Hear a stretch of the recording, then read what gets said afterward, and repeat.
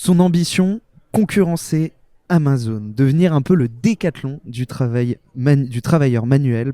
Aujourd'hui, on chausse les bottes de sécurité, on enfile le gilet haute visibilité et on part en direction des coulisses d'un site e-commerce pas comme les autres. Oxwork, c'est la marque qui équipe les pros du bâtiment, de la logistique et de la sécurité.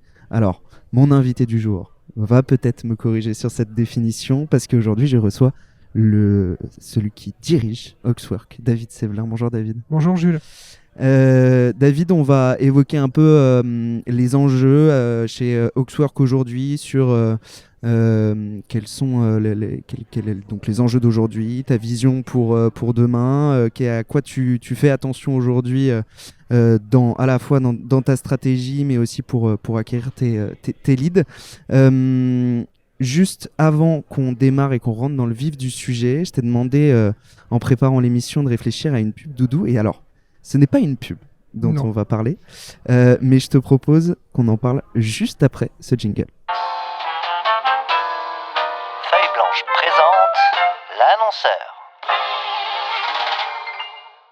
Je le disais, c'est pas une pub, mais plutôt un magazine. Est-ce que tu peux me dire lequel et m'expliquer pourquoi ce magazine ? Oui, quand tu m'as posé la question, j'avoue que j'étais un peu à court d'idées, mais quand on a un peu échangé, tu as compris un petit peu ma personnalité. Et ce qui m'a toujours amusé quand j'étais petit, c'était Pif Gadget, quoi. Parce que tous les semaines, il y avait une nouveauté, un apprentissage. Et moi, ce que j'adore chez Oxwork, ce qu'on voit aussi avec notre groupe avec qui on travaille, c'est qu'on veut être créatif. Et moi, tous les semaines, il doit y avoir une nouveauté où j'apprends quelque chose. Alors, je dirais même tous les jours. Si j'ai pas appris dans une journée, apprendre, c'est pas forcément découvrir ou lire des choses, mais c'est aussi échanger avec des gens. C'est l'objet du salon, quoi. Ouais. Alors moi, c'est enrichissant, quoi. Donc, j'adore ça et je suis très friand. Des petits gadgets, on l'a vu. Tu m'as montré un dispositif d'enregistrement qui est greffé à ta coque de téléphone. Tout à fait. Donc, du coup, ça va synthétiser un petit peu ce qu'on a échangé et ça peut permettre après, quand je vais retrouver ça dans quelques semaines, il aura vraiment pris les moments forts enregistrés, ouais. Mais pas juste transcrit mot par mot, ça j'ai, mais il aura vraiment classifié ça en mode conférence, ce qu'on a fait par exemple hier pour l'événement. Quand je transmets à mon équipe en communication, selon le support on va l'utiliser, ils ont déjà les grandes lignes, on doit tous maintenant être efficaces et ça m'a changé la vie, quoi. Je fais toutes mes réunions avec mes équipes et les réunions avec les prestats ici, et quand je vais ressortir, mon brief est déjà fait, quoi. Ton brief est déjà fait et tu auras juste à appuyer sur un bouton presque pour que ça te ressorte les moments importants de ta journée. Tout à fait, j'ai juste appuyé sur un bouton. C'est le plus dur qui est à faire. On a compris donc dès ton enfance, Pif Gadget, c'est un peu l'inspecteur gadget, oui, c'est cet ça. attrait pour les petits gadgets. Tu disais, c'est un peu ce que tu retrouves chez Oxwork. J'ai tenté une définition d'Oxwork en intro, mais je veux bien que tu me parles un peu plus d'Oxwork et que tu me dises un peu ce que vous faites. Tout à l'heure, tu citais les secteurs, mais moi, si je dois faire un pitch elevator et j'ai 10 secondes à te présenter, donc Oxwork, notre mission, c'est de protéger les travailleurs, donc tous les travailleurs manuels.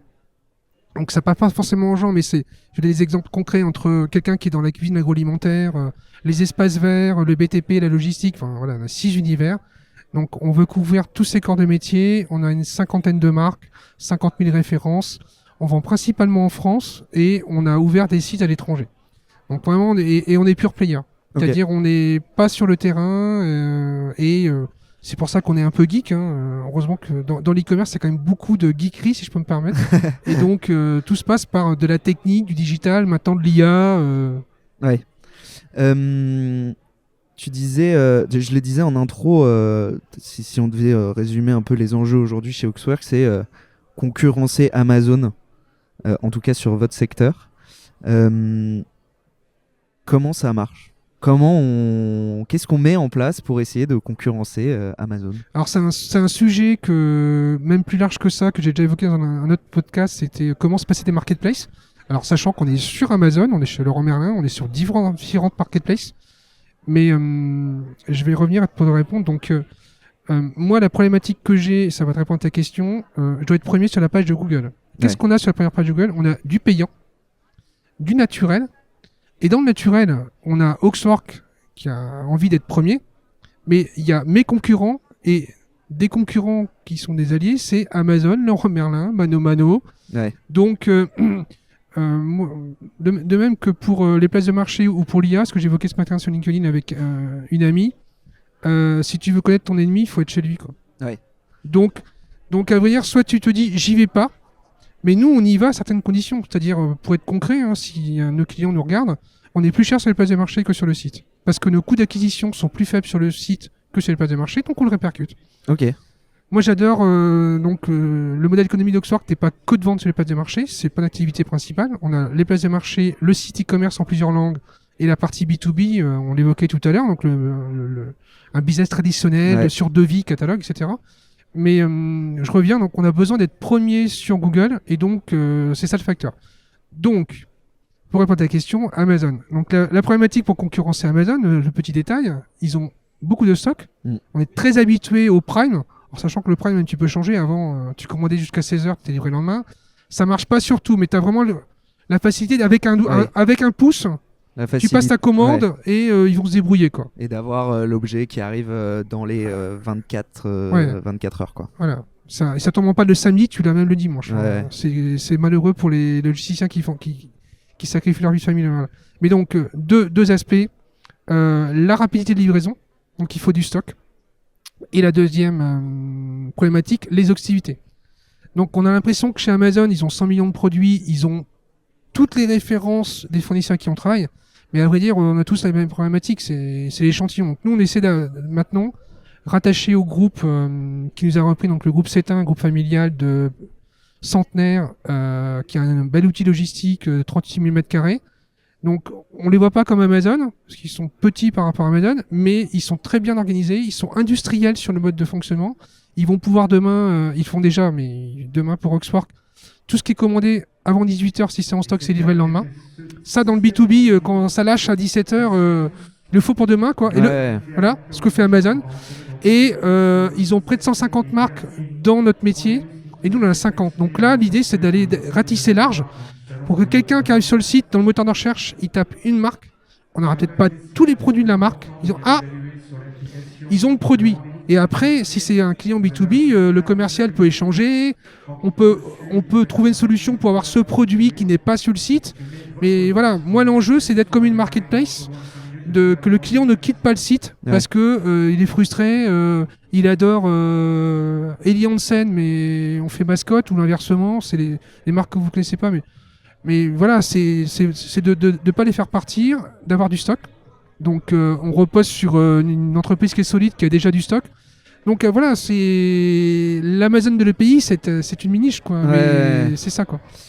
Tu disais, il faut pas qu'ils quittent le site. Qu'est-ce que concrètement vous mettez en place pour maintenir votre cible sur le site, ou en tout cas, est-ce que t'as pas des petits Alors tips, ici, on est sur des enjeux digitaux, mais concrètement, si notre mission est de protéger les travailleurs, je vais résumer quelque chose qui fait moins rêver. On est des logisticiens. Ouais. Notre solution, c'est de mettre à disposition exactement ce que les gens cherchent au bon moment, etc. Donc les best-sellers des marques, le maximum de marques, du stock sur ces marques. Et donc c'est un enjeu qu'on essaie de résoudre, hein, mais c'est là on met deux nouvelles marques, donc entre des fournisseurs qui sont polonais, suédois, italiens ou bretons, c'est pas les mêmes enjeux, quoi. Donc la supply chain doit être très bonne. Et on l'a vu, nous, depuis qu'on a amélioré la supply chain, on a même augmenté les prix. Parce que ah oui. Si, je vais te prendre un exemple qui est valable pour Oxford, mais qui est valable. Si tu veux un prix, tu vas sur AliExpress. Ouais. Mais par contre, le délai. Oui. Avant, c'était 1 mois. Maintenant, c'est 8 jours. Ouais. Si tu veux du service, tu vas chez Amazon. Ouais. Et le produit, tu vas trouver la même chose. Hein. Ouais. Il s'appelle pas pareil parce que c'est des chinoiseries, excuse-moi l'expression. Mais... D'un côté, chez AliExpress, il est mis comme ça en vrac. Chez Amazon, les personnes l'ont un peu marketé. Ouais. Mais c'est le même fournisseur. Ouais. Et donc voilà, si tu veux du service, va chez Amazon. Moi, ça fait partie de mes fournisseurs principaux dans mes activités connexes. Okay. Amazon et Leroy Merlin, parce que Amazon peut livrer le lendemain, Leroy Merlin peut livrer en 2 heures. Ouais. Donc c'est le service, et même Leroy Merlin, ils te mettent dans le code de ta voiture. Ah. Ouais. Donc c'est deux approches différentes, et faut bien identifier les besoins, quoi. Quand t'es semi-pro, c'est pas, et même perso, ma fille part un week-end, elle dit j'ai oublié mon chargeur à la maison pour mon MacBook, je suis à l'école, à l'université, il va tenir 8 heures. C'est pas grave, elle est partie vendredi, on l'a expédiée, elle s'est fait livrer, elle suivait même le livreur sur sur sur la map. l'application, Ouais. ce qu'on vit tous, hein. Ouais. Mais on est habitué, quoi. Donc, Ouais. ils ont standardisé, c'est devenu un standard. Donc dans tous les corps de métier, c'est pas valable que chez nous, hein, il faut atteindre ce standard. Faut atteindre ce standard. Voilà.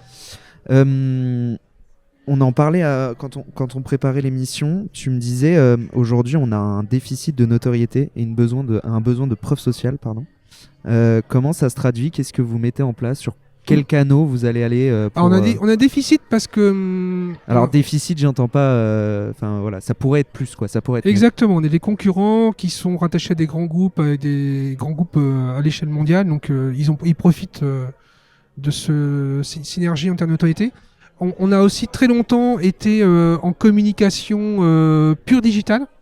Donc en gros, moi je cherchais pas à être le meilleur d'Amiens, parce on est situé à Amiens. Je cherchais plutôt à être bien diffus partout où c'est le cas, quoi. Et maintenant, là, on n'oublie pas ça. C'est quand même ce qui fait vivre la boîte. Ouais. Mais par contre, on travaille sur la communication locale. Ok. Parce qu'on se rend compte qu'on a tellement de clients potentiels. Les boîtes de 11 à 50 personnes qui ont besoin de nos produits à 15 km d'Amiens, j'ai de quoi occuper un commercial. Ouais. Quoi. Donc ils sont déjà équipés, mais ils savent pas qu'on existe. Ça, un déficit local. Et puis sur la partie notoriété, on cherche à communiquer auprès de la presse. Ok. Ça peut être dans tous les domaines, ça peut être dans le bricolage, mais ça peut être aussi dans la cuisine, chez PIC, tout ce qui est vêtements, sécurité, etc. Quoi. Donc ça, maintenant, on y travaille de plus en plus parce que j'ai toujours été très héroïste. Mais le héroïne ne fait pas tout. Ouais. Google aime aussi, par exemple, on est passé dernièrement sur CNews, enfin j'ai eu l'occasion d'être interviewé. Et si je prends cette petite notoriété là, on a une lumière sur Oxwork, ils ont mis un article sur CNews et ils ont fait un lien vers chez nous. Et là pour Google, c'est tout bénef. CNews, c'est une notoriété de 77 sur 100, nous on est à 19. Ouais. Donc, même si on n'est pas technicien, on comprend que c'est plus. Ouais. Voilà. Et en plus, ça fait un lien vers chez nous. Google s'est dit, tiens, ils sont populaires, il y a un petit buzz. Donc tout ça, c'est lié, quoi. Ok. C'est presque du digital, quoi. Le traditionnel peut avoir un impact digital, quoi. Donc voilà, c'est un exemple et on compte le renouveler. Essayer d'aller plus On là-dessus. on est classé dans les 600 meilleurs sites e-commerce. On va l'être en avril, numéro 1 dans la catégorie matériel d'utilisation spécialisé. Ça peut faire une petite notoriété, on va pouvoir communiquer dessus. Ouais. Mais si Capital fait un lien vers chez nous, Oui. ils ont la même notoriété que CNews. Ouais. En termes SEO, référencement naturel. Ouais. Donc voilà, tout ça, c'est des points C'est d'entrée pour améliorer ce qu'on veut, c'est que les gens viennent nous voir, qu'ils nous découvrent. Quoi. Juste pour comprendre, Oxwork, ça a combien de temps? Alors, donc c'est une société qui a été créée en 2014. Ok. Voilà, donc on fête notre 11e année. Ouais. Et parce que tu dis là, il faut qu'on commence à être plus présent médiatiquement en termes de référencement, etc. Jusqu'à présent, c'était pas délaissé, mais c'était un peu mis de côté, où il y avait quand même un peu d'ambition là-dessus, et en fait juste... Non, j'ai toujours été très héroïste, je suis très data. Ouais. Donc après, je gère la boîte avec de l'intuition, la data. Si j'ai une intuition, ça me paraît pertinent, et je vais le recoupler avec la data. Mais les gens qui me connaissent, j'ai 17 rapports qui tombent tous les matins avec la data pour voir qu'est-ce qui va pas, et pour essayer de le corriger, quoi. Ouais. Donc on est un métier où je dis pas que on n'est pas au centime, quoi. Ouais. Mais tous les jours, faut pas sortir du chiffre d'affaires, sortir la marge nette. Ouais. La marge nette, c'est quand tu as envoyé ta commande, qu'est-ce que tu as tout payé? Tu as payé ton acquisition, site ou place de marché, tu as payé des frais éventuels de paiement, ça peut être entre X% et quasiment 10 fois le prix, tu as payé un logisticien, tu as offert les frais de transport, tu as des retours, tout ça déjà, nous c'est calculé et on voit si on a des dérives ou pas, quoi. Voilà, donc notre métier c'est ça. Je résume aussi parfois pour les gens qui maîtrisent pas, mais c'est comme des gens qui font les 24 heures du Mans. Donc nous, on fait les 24 heures de l'e-commerce depuis 11 ans. Hein, et quand quelqu'un sur 24 heures du Mans te dit la voiture, ils ont gagné 17 kilos, tu fais... Ouais. Ouais, Oui. mais sur X tours, si le gars gagne un dixième, sur X tours, il peut être numéro 1. Ouais, bah oui. C'est comme un vélo. Voilà, on en est là, quoi. Oui, c'est- Donc nous, on passe notre temps à faire du micro-amélioration. Voilà, quoi. Pour gagner ce petit dixième. Donc pour répondre à ta question d'autorité, bah, du coup on se dit, si on fait ça, ça va marcher, mais on se rend compte que tu arrives à un moment, un plafond de verre, Ok. où t'es rodé, les commandes partent à temps, on a des bons avis, tout fonctionne, mais personne ne te connaît. Le marché fait 1,2 milliard, il y a à peu près 10% qui est fait via Internet. Donc ça, le marché sur Internet est en train de croître. Hein. Ok. En gros, il y a 10 ans, notre cible 24-34, eh ben, elle achète elle achète puisqu'elle a été habituée. Ouais. La nouvelle cible achète. Voilà. Mais ça suffit plus, quoi. Ça Ouais, suffit ouais. plus. Faut aller Demain, chercher. on peut se financer des spots TV. On se dit, bon, bah, alors ça, des spots TV, c'est pas juste se faire une fois. Hein. Oui, oui, Faut le faire régulièrement Ouais, bien pour que sûr. ça s'inscrive dans. bien sûr. Ça peut nous asseoir devant et dire, ah oui, ils peuvent se payer un spot TV. Donc ils sont crédibles. Et derrière, est-ce que logistiquement ça va suivre? Oui, on saura le faire. Ouais. Donc voilà, je prends les exemples. Hein, j'en prends qui va être ton associé, Ouais. qui sont des boîtes. Enfin, on n'est pas, c'est pas qu'on est jeune, mais on est à taille humaine. Ouais. Même si t'as pas levé des fonds à qui va être mon associé, Mais la retombée médiatique est énorme. exactement. Mm. Et du coup, à vrai dire, ils ont un bon produit, ils ont un vrai devenir. Et après, ça marche. Et après, en général, quand ils ont passé un palier, c'est rare qu'ils redescendent. Ouais. Soit la société se dégrade, enfin, je veux dire, elle est mal gérée, mais si elle la gère comme avant, et qu'ils savent aussi gérer l'hypercroissance, ce qu'on a vécu, nous, entre 2014 et 2019, on a fait x25. Quoi. Ok. Hein, on était champion de la croissance, on avait fait 1000% en 3 ans. Hein, donc, ça, c'est des choses où on a essayé de communiquer là-dessus Ouais. pour. Voilà. Bon, je me suis éloigné, mais ce que je veux dire, c'est que Aujourd'hui, il y a des choses à aller chercher que vous êtes en capacité d'aller chercher. Oui. Et il faut surfer dessus. ah ouais, n'importe qui peut acheter sur notre site, même si on l'a pas dans le stock, on sait où il est chez le fournisseur, en combien de temps on va être livré. Tous les délais qu'on annonce, on tient puisqu'on travaille sur Amazon, donc on travaille depuis 11 ans sur Amazon, et si tu es en retard sur Amazon, ton compte est fermé.